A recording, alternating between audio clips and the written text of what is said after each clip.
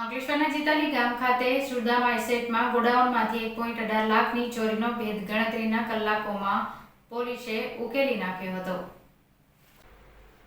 બનાવની વિગત અનુસાર સુદામા એસેટમાં ગોડાઉન ગત 27મી થી 30 મે 2024 દરમિયાન તસ્કરોએ નિશાન બનાવ્યું હતું અને ગોડાઉનની અંદરના રૂમમાં તાળું તોડી અંદર રહેલા 20 લીટરવાળી કલરની પ્લાસ્ટિકની 7 ડોલ કિંમત ₹28,000 તેમજ વેલ્ડિંગ મશીન નંગ 90,000 મળી 1.18 લાખ રૂપિયાના સામાનની ચોરી કરી ફરાર થઈ ગયા હતા। જે અંગે અંકલેશ્વર રૂરલ પોલીસ મથકે ગોડાઉન સંચાલક લવલેશ તિવારી દ્વારા ફરિયાદ નોંધાવી હતી।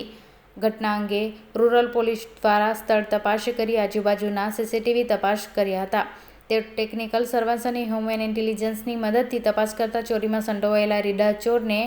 2 જૂનના રોજ રાત્રે 9 કલાકે તાલુકા પોલીસ જીતાલી ખાતેથી વિનોદ ઉર્ફ દિલ્હી તડકેશ્વર ઠાકોર રહે જીતાલીની ચોરીની સંડોવણીમાં હોવાનું સામે આવતા પોલીસે તેની અટક કરી પૂછપરછ કરતા ચોરીમાં જીતાલી ગામ ખાતે રહેતા ગફાર ખાન પઠાણ તેમજ વહીદ ખાન પણ ચોરીમાં સામેલ હોવાનું સામે આવતા પોલીસ તેની પણ અટક કરી હતી તેમજ ચોરીમાં થયેલા 7 કલરની ડોલ રિકવર કરી હતી તેમજ અન્ય મુદ્દામાલ રિકવર કરવા માટે પોલીસે રિમાન્ડની તજવીજ શરૂ કરી હતી।